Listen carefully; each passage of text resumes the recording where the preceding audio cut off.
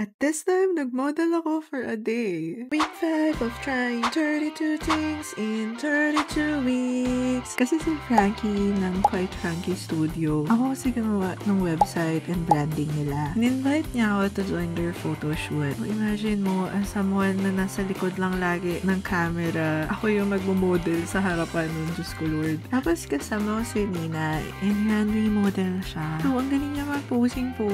So, nape-pressure ako that time. Tapos ako, tawa lang ako ng tawa. Kasi ginawa ko siyang coping mechanism. Ikaw din ba? Ganon. Sobrang galing din ni Sir Noel. Siya yung photographer namin that time. I feel so safe and confident in haba ng patience niya sa akin, girl.